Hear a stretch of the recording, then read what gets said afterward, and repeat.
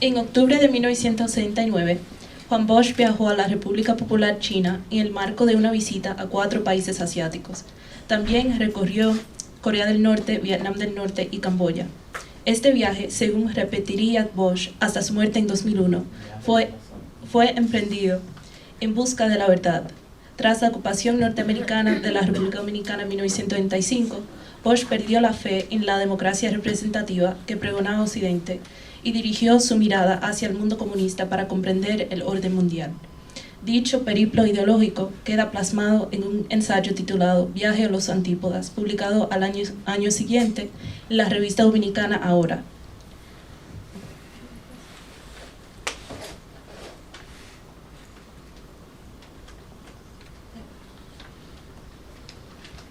Aquí tengo algunas fotos que saqué del artículo que él publicó en Ahora en 1970 con los líderes de cada uno de los países. Sí.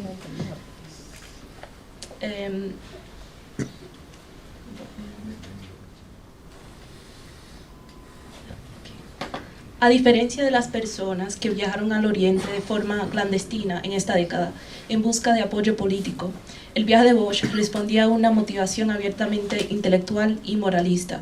Su propósito era conocer de cerca las sociedades del bloque comunista oriental y del sudeste asiático para juzgar por sí mismo las afirmaciones históricas de los comunistas sobre la superioridad del socialismo frente al capitalismo, así como sobre la perfidia de las potencias occidentales, y en especial Estados Unidos.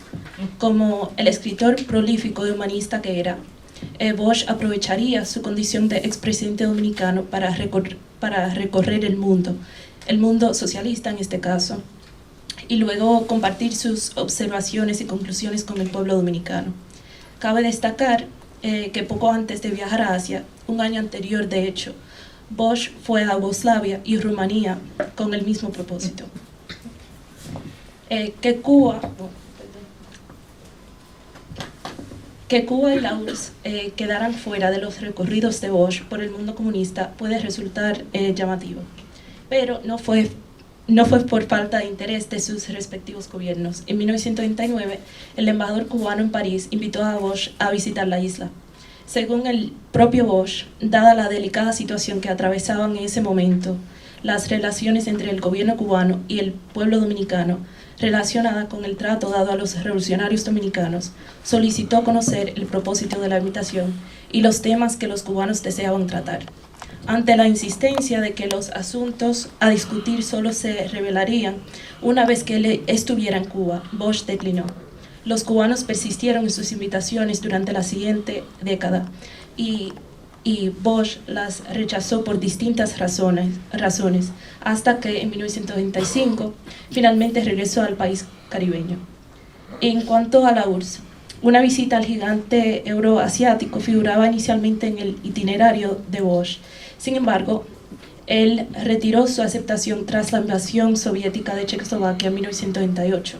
No pisaría suelo soviético hasta 1987, apenas 4 años antes de la caída de la superpotencia. La decisión de aceptar una invitación al extranjero no recaía únicamente en Bosch. Como bien lo ilustra su experiencia con la URSS, existía todo un protocolo al respecto. Cuando manifestó su interés en visitar a ese país socialista, por ejemplo, Bosch solicitó la aprobación del Partido Revolucionario Dominicano. El asunto fue debatido en el Comité Ejecutivo Nacional, que finalmente dio luz verde. Sin embargo, al producirse la invasión de Checoslovaquia, se convocó una reunión del organismo para tratar, entre otros puntos, la posibilidad de revocar dicha autorización.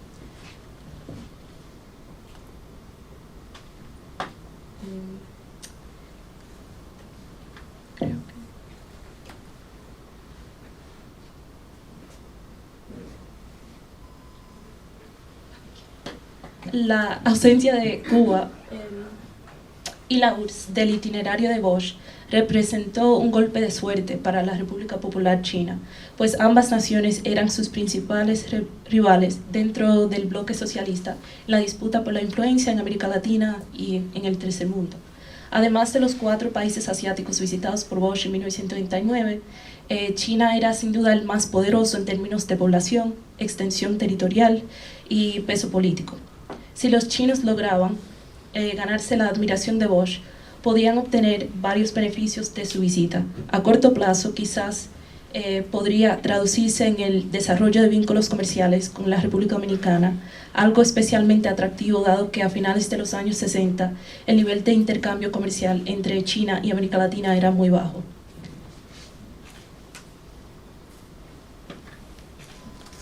Los periódicos chinos hicieron eco de la visita de Bosch. Según el Diario del Pueblo, Juan Bosch llegó a Pekín el 9 de octubre de 1939, procedente de la República Democrática de Corea. Le acompañaba Héctor Aristi, fundador del Movimiento 24 de Abril, organización revolucionaria que había jugado un papel fundamental en los esfuerzos por restituir a Bosch en la presidencia dominicana en 1935. La visita fue organizada por la Asociación de Amistad China-América Latina y la Asociación del Pueblo Chino para la Amistad con Países Extranjeros. Como suele ocurrir con las visitas preparadas para huéspedes de alto perfil, el recorrido se estructuró en 2 etapas, primero en el norte y luego en el sur.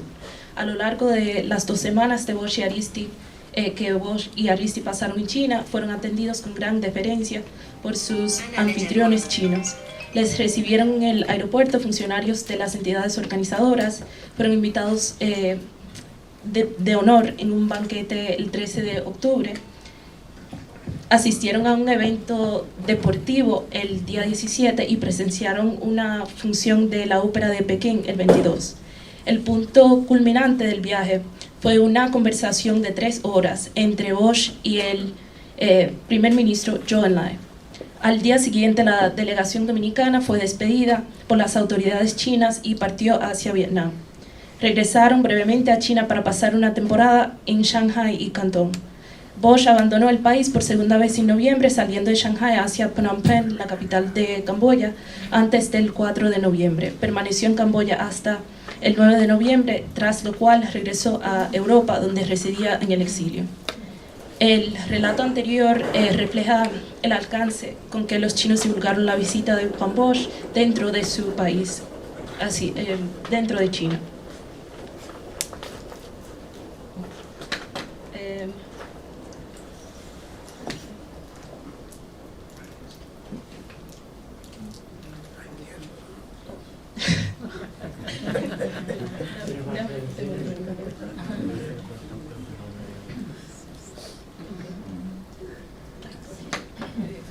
Me falta un poco más.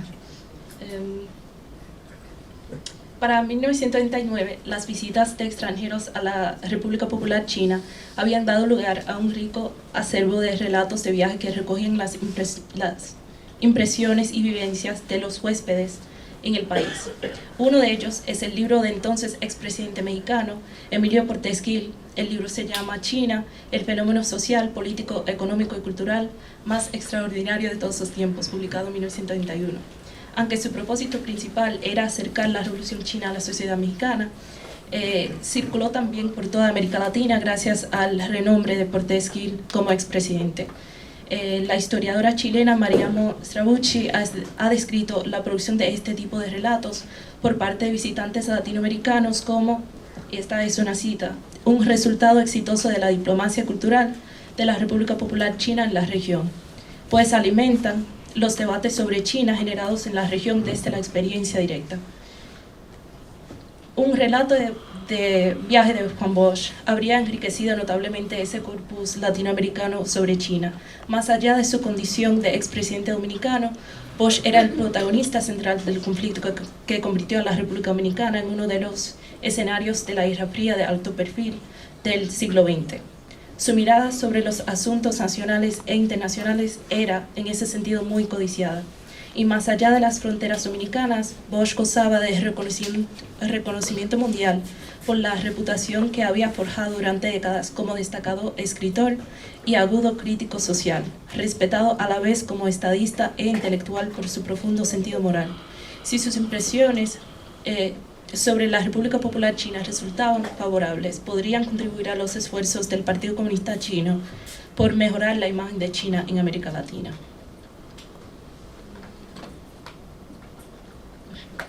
El fruto del recorrido de Bosch por el este y sureste asiático en 1939 fue el ya mencionado artículo Viaje a los Antípodas, publicado en Ahora en febrero de 1970.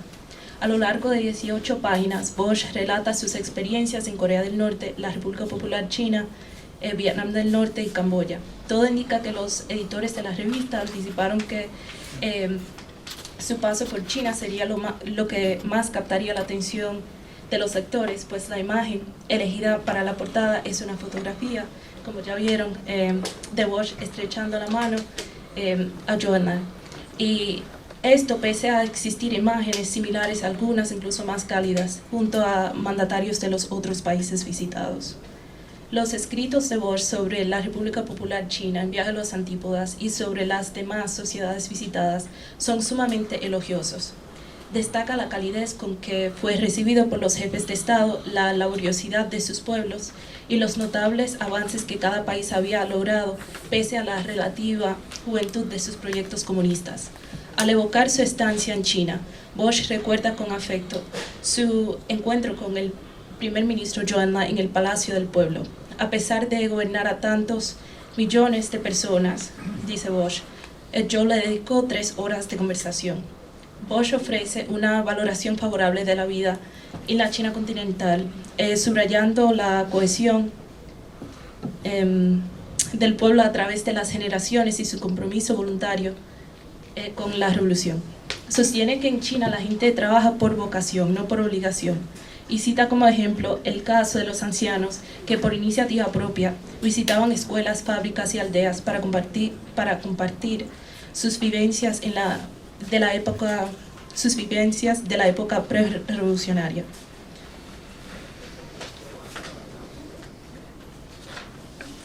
Esta cita la encontré hace poco en el libro del traductor entre Zhou Enlai y Juan Bosch.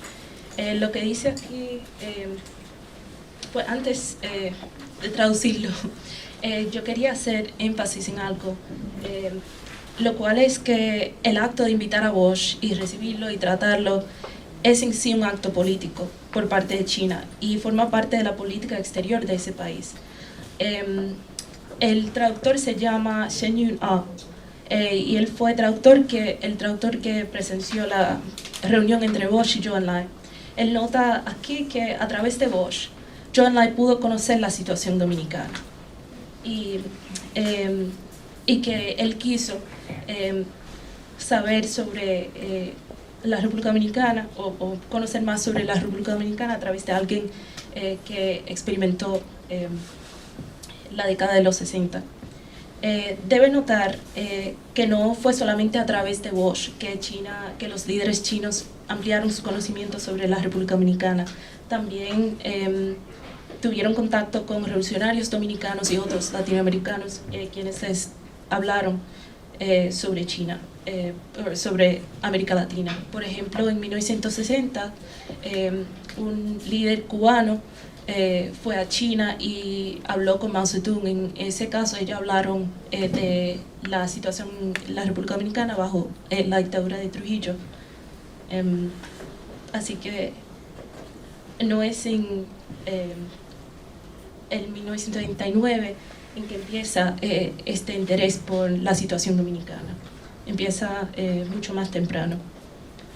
Aunque Bosch no expresa abiertamente sus simpatías hacia el gobierno comunista en su entonces vigente pugna de 2 décadas contra el gobierno de Chiang Kai-shek en Taiwán, sí señala que los comunistas se habían propuesto atender problemas sociales que el gobierno republicano había dejado sin resolver.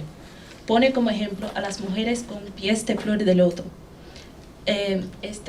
Ahora otra cita. La sensación desagradable se repite tantas veces como se ve a una mujer en esas condiciones. Y es fuerte porque cuando se está en China, uno tiende a olvidar que la revolución solo tiene 20 años en el poder. Todo lo que se ve es tan actual y tan diferente de lo que referían las noticias de los tiempos anteriores a la revolución, que sin darse cuenta uno llega a pensar que la revolución tiene por lo menos medio siglo. Dado el peso de Bosch como intelectual y crítico social, resulta difícil creer que se hubiera convencido del todo con la imagen impoluta del mundo comunista que dibuja en Viaje a los Antípodas, aunque en ese texto señala que cada nación visitada seguía en proceso de transformación, algo que le recalcaron tanto los dirigentes como la gente común durante las excursiones. Bosch no formula críticas sobre las decisiones gubernamentales ni sobre las condiciones de vida en ninguno de los países salvo Camboya. Lo más cuestionable del texto son sus comentarios sobre la gran revolución proletaria cultural en China, a pesar de haber visitado la República Popular China en pleno apogeo de esa convulsa y violenta transformación interna. Bosch describe la sociedad china como armoniosa. En lo que respecta a la misión de Bosch de desmitificar la República Popular China ante sus lectores dominicanos y latinoamericanos, quizás sus observaciones más reveladoras sean las relativas al maoísmo en su aplicación en China. Pocos dominicanos habían tenido contacto directo con los chinos, pero sí conocían el maoísmo de cerca a través de las interpretaciones que hacían sus propios compatriotas. Esto era especialmente cierto en relación con los partidos de izquierda revolucionaria. Al insistir en que el maoísmo chino y el dominicano eran cosas distintas, Bosch invitó a sus lectores a dejar a un lado los prejuicios sobre la ideología china y convirtió a China en una sociedad que merecía ser estudiada. Vale la pena traer a colación la afirmación de la historiadora Julia Lovell de que, otra cita, el maoísmo siempre ha estado definido por sus viajes globales. Entonces, la capacidad de esta ideología de causar impacto en quienes la conocen, ya sea despertando profunda admiración o rechazo, se nutre, al menos en parte, de su resonancia mundial. Como demuestra Lovell, el maoísmo capturó la imaginación de personas de las más diversas sociedades, generando corrientes de pensamiento a lo largo y ancho del tercer mundo. Y no fue casualidad. Fue el resultado de un esfuerzo deliberado y sostenido de China por difundir su teoría y prácticas revolucionarias. En 1970, el politólogo estadounidense Cecil Johnson señaló que los chinos habían logrado consolidar seguidores en dos países latinoamericanos, en particular Perú y la República Dominicana, a los que calificó como los únicos dos países en los que se considera que las fuerzas pro-chinas son más poderosas que las fuerzas pro-soviéticas. Fidelio Desprade, el líder de la primera jornada del 14 de junio, que viajó a la República Popular China para recibir formación político-militar, atribuye el atractivo del maoísmo para los latinoamericanos a su capacidad de adaptación. Según él, lo que más les atrajo fue la importancia que el maoísmo otorgaba a los valores culturales y nacionales para definir los propios caminos y horizontes. Así pues, aunque existen diferencias entre el maoísmo de la República Popular China y el de la República Dominicana, sobre todo en cuanto a su manifestación concreta, no es posible separarlos del todo. Casi voy terminando. Marila. Okay, gracias. El retrato tan positivo que Bosch hace de la República Popular China podría llevar a pensar que se convirtió en un incondicional del Partido Comunista Chino. Sin embargo, no fue así. Un examen detenido de sus declaraciones sobre China entre 1952 y 1935 revela una postura siempre mesurada y reflexiva. Si bien Viaje a los Antípodas muestra simpatía y hasta admiración por la Revolución China como proyecto social orientado a construir una sociedad próspera y autosuficiente, Bosch en última instancia manifiesta respeto, pero no devoción, hacia el modelo chino de gobierno y el proyecto socialista. Nada lo ilustra mejor que la ausencia, tanto en ese texto como en escritos posteriores, de cualquier llamado a los dominicanos a seguir el camino chino.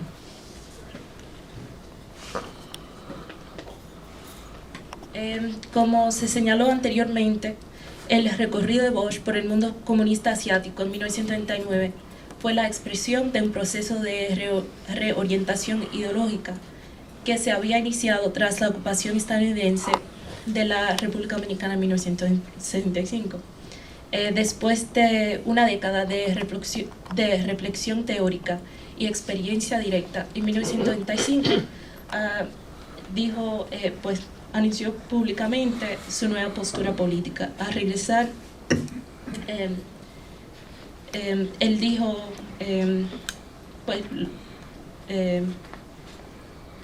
hay una cita yo creo que del Nacional, en que Bosch dice: se me puede definir como marxista porque creo en el marxismo y creo en el socialismo, pero no se me puede definir como marxista-leninista y no como marxista-maoísta. Con ello dejaba claro su distanciamiento en el plano ideológico de la lucha armada rural que propugnaba lo que él denominaba el pensamiento Mao Zedong. Cabe la posibilidad de que se estuviera refiriendo al maoísmo, tal como se practicaba en la República Dominicana. Sin embargo, que no abundaran en aclaraciones sugiere que en cualquier caso no era partidario de esa ideología, ni en la versión de Mao Zedong ni en la interpretación de los maoístas dominicanos. Un rasgo característico de las obras de Bosch, tanto en sus discursos como en sus escritos, era su vocación pedagógica. Hacía todo lo posible por dirigirse a las grandes masas dominicanas y por presentar sus análisis de forma que pudieran ser comprendidos con independencia del nivel de conciencia política o de formación académica del lector. El viaje a los antípodas, por ejemplo, contextualiza históricamente cada uno de los países visitados, comparándolos con frecuencia con la República Dominicana en cuanto a población, extensión territorial, estructura social e historia. En particular, las experiencias compartidas frente al imperialismo estadounidense para facilitar la comprensión.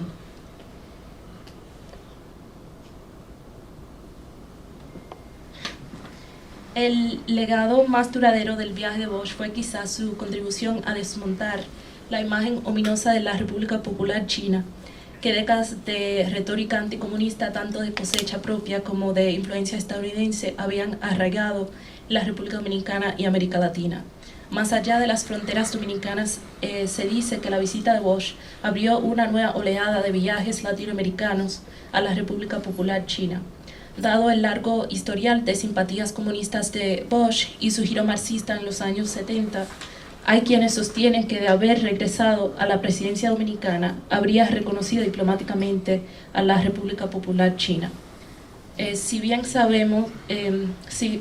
nunca sabremos qué habría sido de las relaciones sino-dominicanas bajo una nueva presidencia de Bosch, es innegable que su viaje a la República Popular China dejó una huella duradera en el panorama político dominicano que aún puede percibirse. Tras el establecimiento de relaciones diplomáticas entre la República Popular China y la República Dominicana en 2018, el presidente Danilo Medina viajó a Pekín, donde fue recibido por el presidente Xi Jinping. Aprovechando que su visita coincidía con el aniversario de la muerte de Bosch, Medina evocó el viaje de Juan Bosch. Un minuto, Caridad. Gracias. En cuanto al futuro de las relaciones sino-dominicanas, está aún por verse, pero el establecimiento de relaciones diplomáticas con la República Dominicana debe entenderse como el cierre de un capítulo de la Guerra Fría. La República Dominicana, uno de los más firmes bastiones del apoyo a Taiwán en 1949, ha adoptado la política de una sola China, con la República Popular China como centro. Gracias.